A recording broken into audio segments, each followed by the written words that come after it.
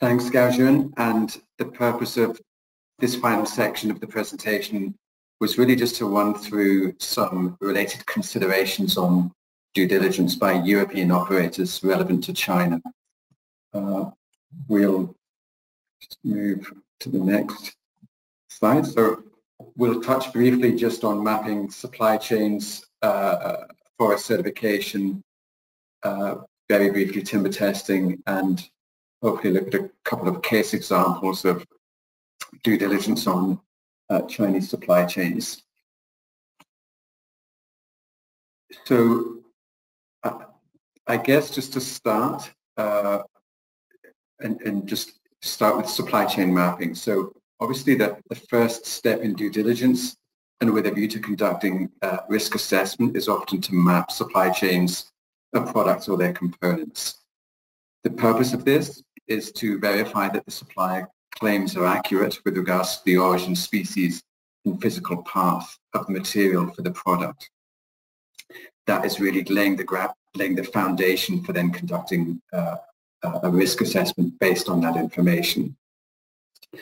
And for the purposes of due diligence, we often gather information using the concept of a supply chain that's defined by a single species or a single origin, as well as a set of same supply chain companies involved.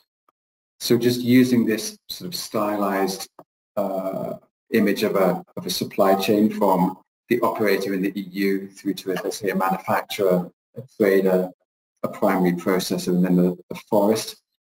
In the context of wood material sourced from China, that's been harvested, grown and harvested in China, we would suggest a number of documents that and information that we believe can help an operator to build that supply chain map. Along the supply chain, the key document would be the VAT invoice. That's the formal VAT invoice that demonstrates trade between two entities, rather than in other types of receipt or supply contracts. A VAT invoice is a better evidence of that commercial link between two entities and the trade has actually taken place. It's also quite important because in the last, in the amended Forest Law of 2019, as of July 2020, timber transportation permits have been phased out. So the VAT invoice is a critical document for mapping supply chains. And at the forest level, we consider that the harvest permit is a very important document, as well as the forest tenure certificate. Including a VAT invoice, VAT is effectively 0% at the forest level, but wood products will still be traded through that formal invoice. And in the case of smallholders, this is perhaps a separate discussion, but there may be an opportunity to obtain receipts or, in some cases, self-billing invoices according to who is buying the forest material. For certified supply chains, basically, it's the same documentation. Clearly, for the reasons that Gaojun has mentioned, we would want to see a valid COC certificate at for each supply chain entity. And we also want to see not only and a valid FM certificate as well, obviously, but not only see that those certificates are in place, but that the products which are being traded down that supply chain are being sold and traded as certified. So what that means is that the VAT invoice includes a certification claim and certificate code. And then finally, this is not related to Chinese-grown wood material, but in the case of imported products, which are imported into China and then exported out after processing as another product en route to Europe, we would look for the same VAT invoices between the Chinese entities, and as a minimum, really, something that connects that supply chain to the country of export. So at least an invoice from the exporter in the origin country, as well as customs information, as well as any other additional legality evidence that's relative to the country of origin. Of course, good due diligence includes ensuring the validity and relevance of the information you collect prior to assessing the risk. So what are the questions we want to ask about that supply chain information? Well, those documents that we're collecting, are they valid and legally issued? Does the information that we're collecting apply to our supply chain or shipment of interest? Is there any way that we can cross-check different sources of information or different documents against each other? And what does that information tell us anyway about legality? So determining if a document is valid or not often involves just checking data on the document, such as emission dates, volumes, species, the legal addresses or locations which are included on those official documents, as well as the presence of official signatures and stamps. In fact, many legal documents, and China is no different here, are often quite standardized and based on a single template or form. So the purpose of this slide actually is really just to, again, highlight the document guide, which can really help operators just to understand the documents they're collecting from China. It goes through probably, well, at least as many as the most commonly available documents that we were able to include, describing the purpose of the document, which is the authority that issues that document, as well as who it's issued to, key considerations when we're viewing that document, as well as how to verify it. And what we've tried to do for each of these is also include an image of the document and translate where some of the key information is located on each of those documents. And what's great, I think, about China now, in comparison to, let's say, a few years ago, is that there, as Gaojun has mentioned, there do exist a number of government databases that help to verify the authenticity of some supply chain documents. In fact, there are two that within Preferred by Nature we use quite frequently. There may even actually be one or two more, but the two common ones are a database that allows us to verify the business license of a supply chain entity, and another one, and this is the one I'm showing here, that allows us to identify, to confirm the authenticity of VAT invoices. Given the importance of the VAT invoices, this is a critical database that we're using. It is in Chinese language, in Mandarin, obviously, so ideally you would have the support of local staff that would help in the use of this database. But in actual fact, we know organizations that will use Google Translate in a pinch, and that's not without value. Effectively, how the database, this particular database, is set up, the individual would need to enter in the invoice code, invoice number, the issuing date, and the invoice amount into the database. If the information entered is correct and corresponds with a valid VAT invoice, that website will display an image of the VAT invoice, which means that you can compare the invoice that you've been provided by the supplier with the official invoice, at least as the Chinese authorities consider it to be. That is super valuable, and if you see that they're matching documents, then that then allows you to have some confidence in the information on the invoice regarding volume, species, and qualities and dates, etc. If the information does not correspond with a specific invoice, then the database will actually not show an invoice image. So it's quite clear when something is not quite right with an invoice. So I'm drastically changing topics here, and I will apologize a little bit. There were just a series of topics that we wanted to cover. Dieter, you've mentioned that quite a few questions have come up around certification. So on a very general level, we know that certification can be an extremely helpful risk mitigation tool to organizations, especially those which are further from the forest source or a number of steps, supply chain steps away from that. And in fact, I think it was one of the most common risk mitigation options that were selected in our poll just earlier. So clearly it's obviously it can be a very good demonstration of legality, as well as even going beyond legality, which is where we kind of all really want to go into the realm of responsible sourcing. So forest certification, at least FSC, has grown in the past few years, and I think it's now the case that, well, as of the end of 2020, something in the order of 25% of all FSC forest management certificates, forest management and chain of custody certificates were issued in China.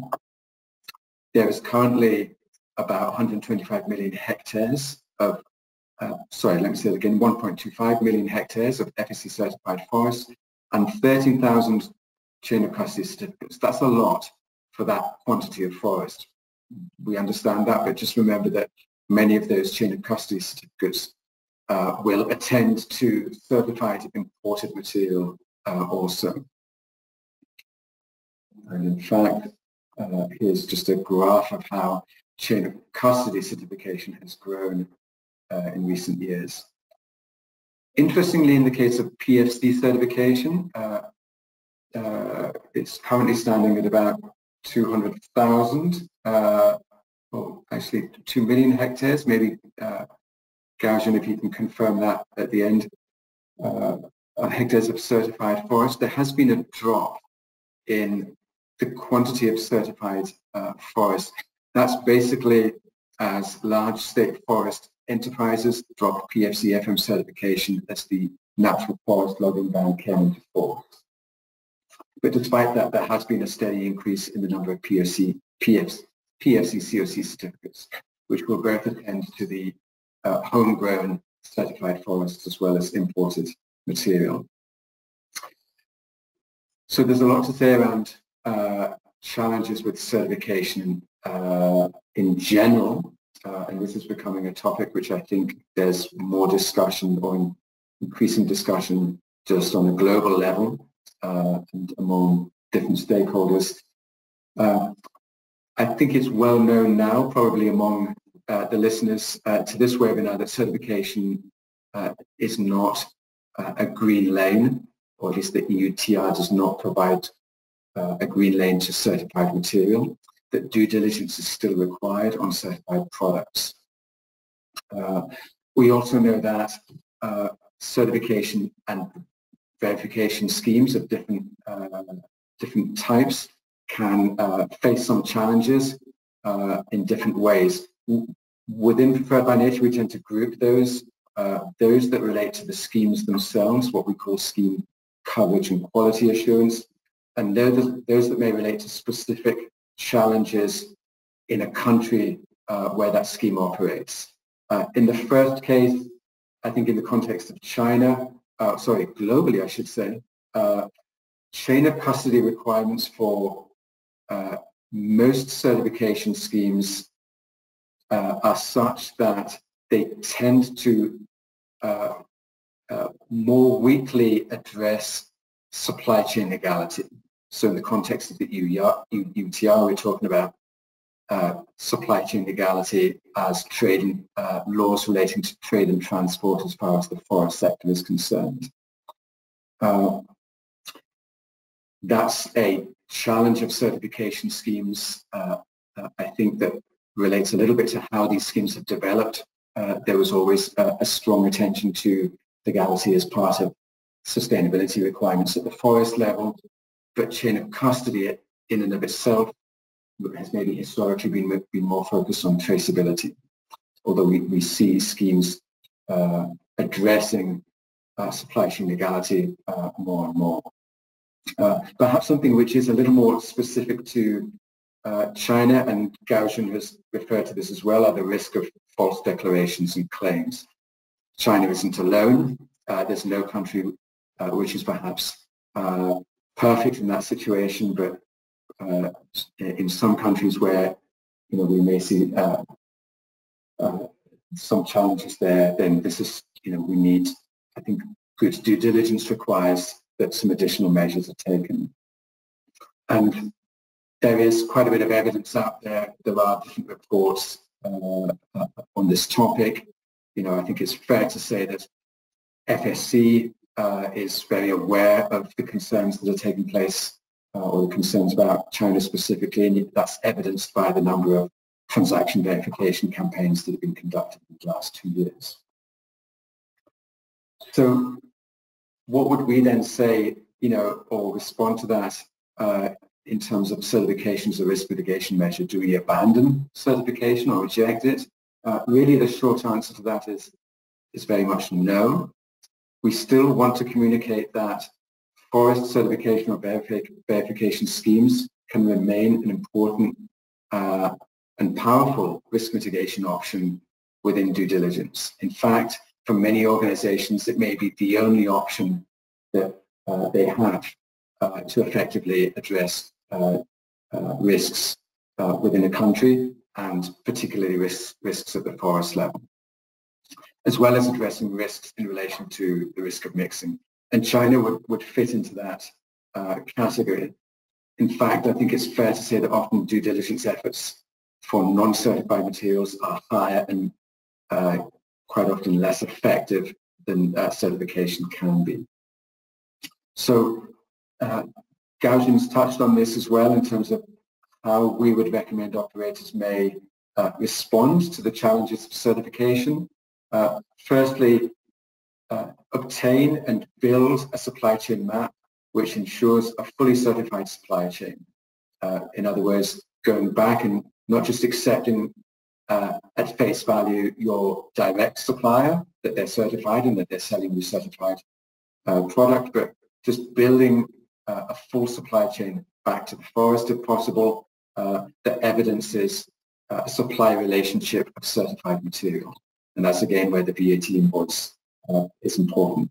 Volume reconciliation, if necessary, if you feel that you want more evidence and you want to ensure that enough volume has been traded down that supply chain, obtain enough VAT invoices to be able to see that the correct volume of certified material exists within that supply chain. And finally, a host of other complementary measures, checking public summary reports, consulting on obviously the online certificate database of FSC or whatever the scheme is, accessing local expertise to hand, and just engaging as well with the suppliers themselves. So I won't really talk more about certification, but I just want to highlight 3 key documents or resources that we have that and bring your attention to these. Preferred by Nature has an assessment framework. This is a resource that helps companies to evaluate any certification or verification scheme against EUTR requirements. Secondly, we have actually used that assessment framework as a benchmark for FSC and PFC certification and have published on our website since a while back, since 2019, 2 evaluations that we made. It is possible that at one point in the future, or at some point soon in the future, these evaluations or benchmarks will be revised. And then thirdly, just to highlight that as part of the LIFE project, and this will be available on the project website, we do have a guide about using certification in the context of due diligence, and a webinar on this topic as well, which is recorded. Timber testing, I don't want to talk about it too much for the reasons that we're a bit constrained with time, but just to highlight that globally, more organizations, more competent authorities, not just in relation to the UTR, but also in relation to the Australia Illegal Logging Prohibition Act, are engaging with timber testing as a compliance tool to help to confirm the species and origins of wood materials, as well as to counter the risk of mixing. And China is no different in terms of the use of timber testing by operators, and I think we saw that again in the poll that we ran earlier. What are the most common ways that we're seeing that timber testing is being used is to evaluate the composition of composite boards such as plywood and particle board, using mainly wood anatomy testing, microscopic analysis to confirm the genus and, if possible, the species. We're also seeing it being used quite frequently to confirm the origin of solid wood products, and particularly in relation to oak. There was a question about Quercus mongolica and the origin of Quercus mongolica. There's been a lot of concern over the years as to whether the origin of this raw material within the supply chain may be of Chinese origin or Russian origin or elsewhere. A lot of companies within China have switched their supplies to North America or European sources of oak. And so along with documentation and other information, some operators are employing stable isotope analysis to help validate the supplier claim that the material is indeed actually coming from European or North American sources, which are considered to be obviously lower risk for the most part, according to the country. And finally, just to verify supply declarations on species, so just other solid wood species tests, using again wood anatomy testing. And just a comment, I think, on timber testing. When are we seeing those tests being used, under what circumstances? Well, when the product, the new product lines are introduced, when there are concerns about supplier claims, when products have been demonstrated to contain different components or species, and perhaps some risk mitigation has taken place, and as a follow-up, the operator wants to ensure that whatever risk mitigation actions have been implemented since that initial finding, that those are remaining in place and are effective. So I want to finalize with just two quick comments around reclaimed materials.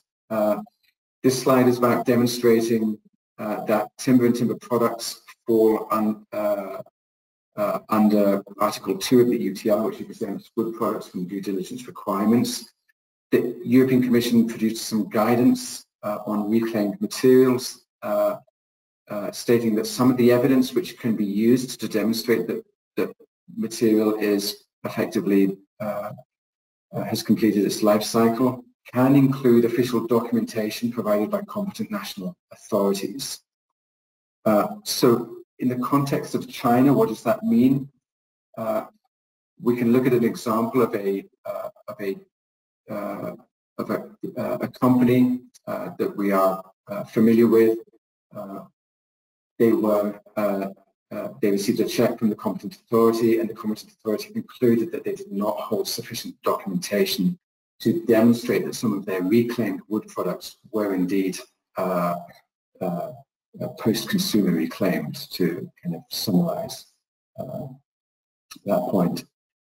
So, and these are actually some photographs from that company. The company was using old doors and other old material to then manufacture other wood products.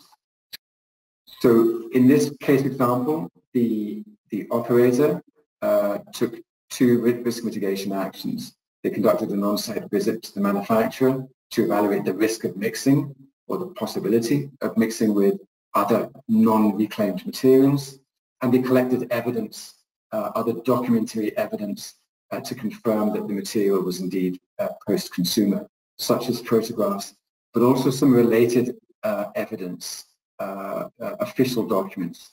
And in the context of China, those would be the business license, at least for the collecting, handling or manufacturing of recycled or reclaimed paper. It is a legal requirement that the business license includes reference to that activity. So as a way of building your confidence that the supply chain entities are actually engaged in activities around the handling or the collecting or the using of reclaimed materials, you can refer to the business license.